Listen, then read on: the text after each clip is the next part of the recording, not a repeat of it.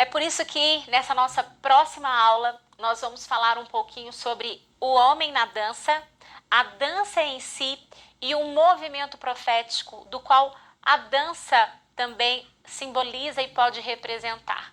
Conversamos um pouco agora sobre a questão desse corpo que é sim um agente de expressão e de comunicação artístico, de adoração, do qual é bom, Deus criou, Deus fez. Ele não é um corpo pecado, um corpo mau.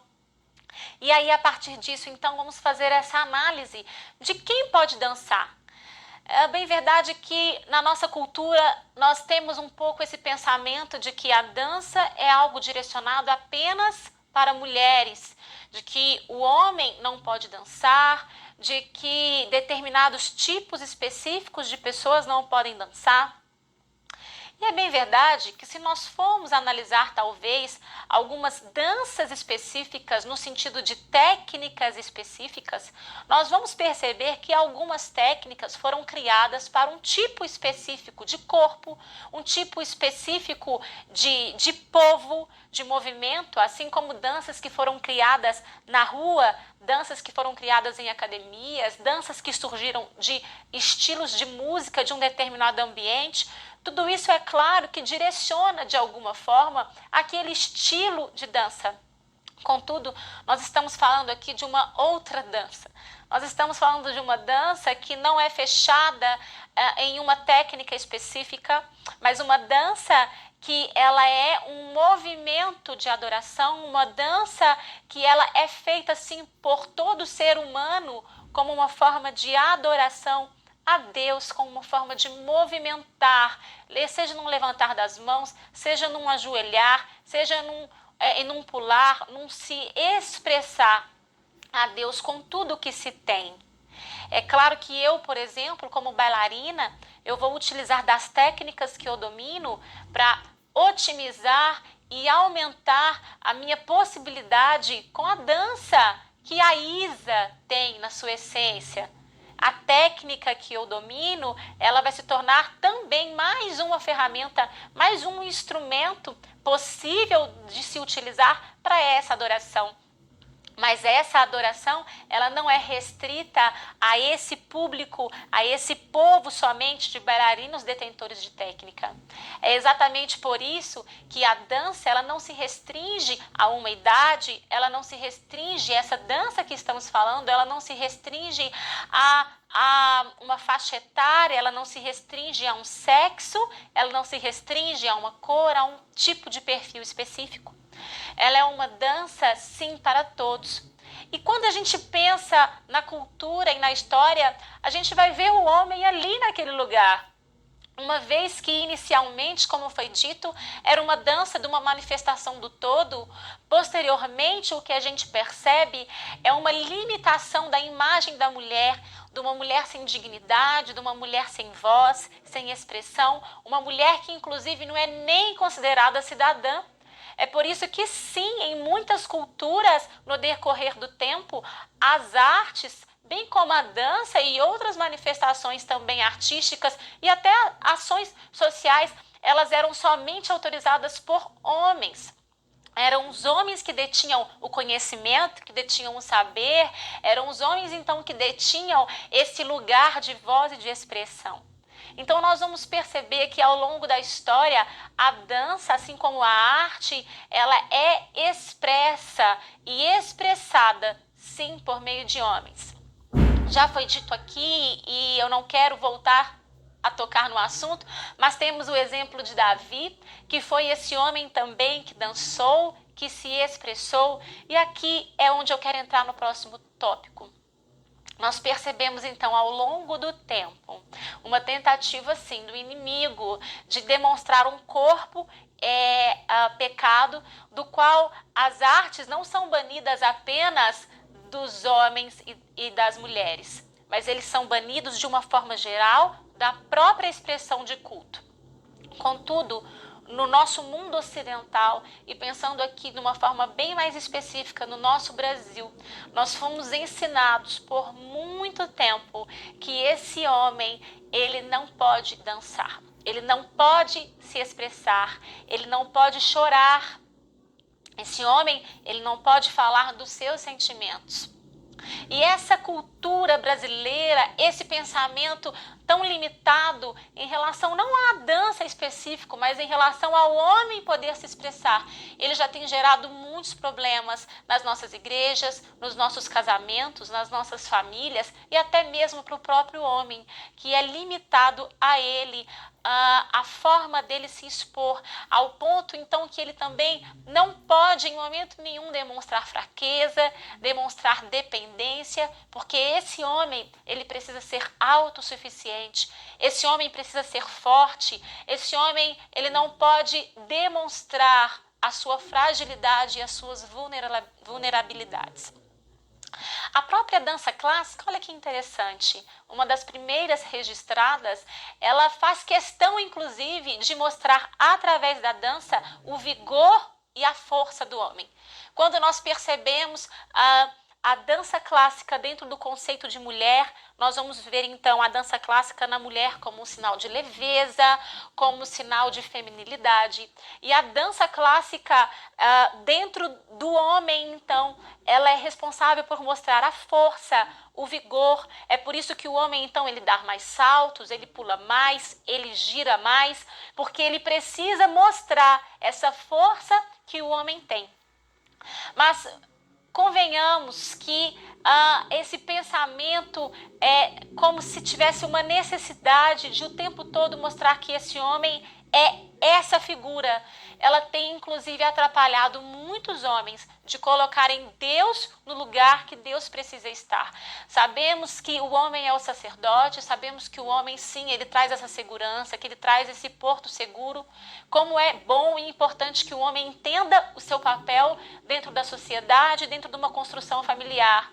Mas como é negativo quando esse homem não entende que em relação a Deus, ele precisa ser sim um homem do qual se expressa e expressa diante de Deus e da sua família aquilo que ele é, as suas fragilidades e necessidades, para que ele seja dependente e cresça nisso também.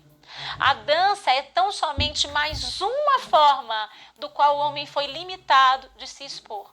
Eu quero acrescentar aqui um outro ponto, dizendo que eu sei que muitas vezes a dança ao homem ela é restrita por outras questões.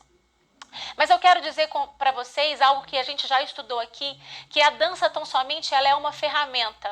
A dança tão somente ela é um caminho do qual um ser humano vai se utilizar para se expressar, para adorar, para fazer aquilo que lhe interessar, já que a dança é um instrumento e um meio de comunicação. Então nós precisamos entender que, na verdade, o problema não é a dança. A questão não é que um ser específico pode dançar ou não, mas a questão aqui é como esse ser agente está.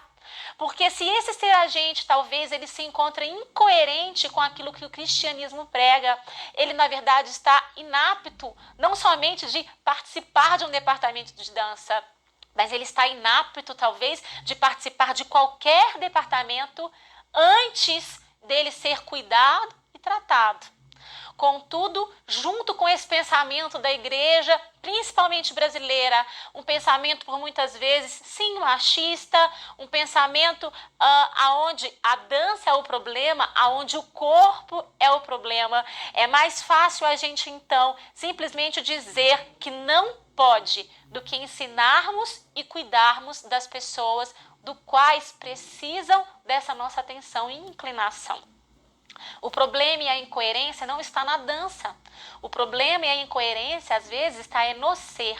E nós precisamos entender isso para que nós não venhamos a agir de uma forma errada em relação às origens, em relação às essências e em relação até aquilo mesmo que Deus espera de nós.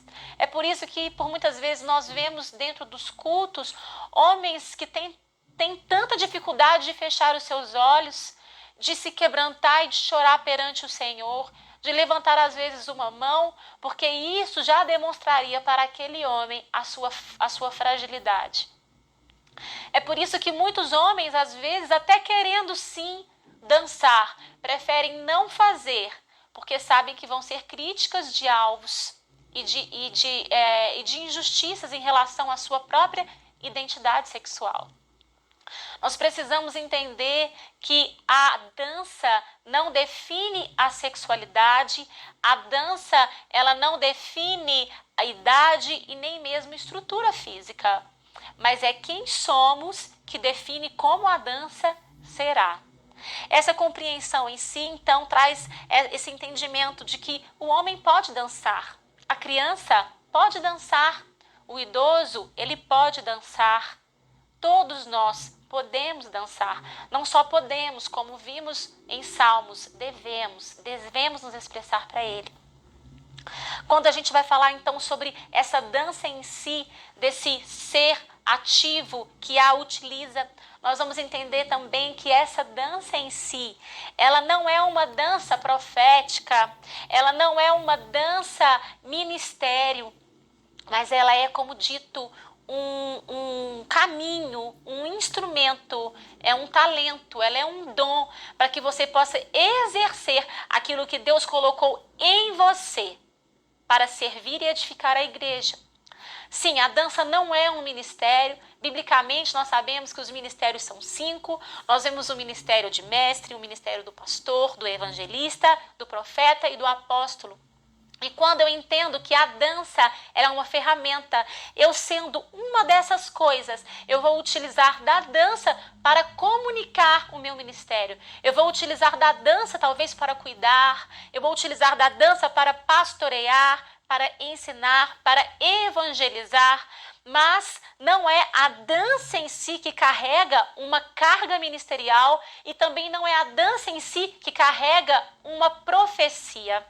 Se eu sou o profeta, a minha dança vai carregar a minha mensagem como um instrumento de comunicação.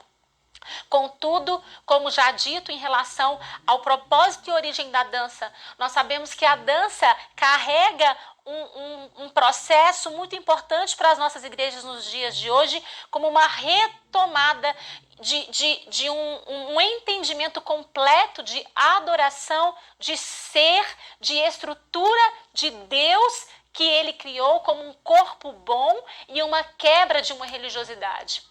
É por isso que sim, a dança por si só, ela não tem um peso, ela não tem uma força como um tecido não tem, um vaso não tem, uma bandeira não tem. Não é essas coisas que são proféticas, mas é esse ser que a utiliza, que traz a força e a mensagem que Deus determina. Contudo, essa quebra de religiosidade, ela acontece sim por meio da dança, uma vez que a dança possibilita e o movimento, o mover e essa compreensão do que Deus nos ensinou e nos deu lá atrás. Nós podemos concluir então tudo isso que conversamos aqui em 3 pontos. O primeiro deles de que todos podem e devem adorar com tudo que se tem.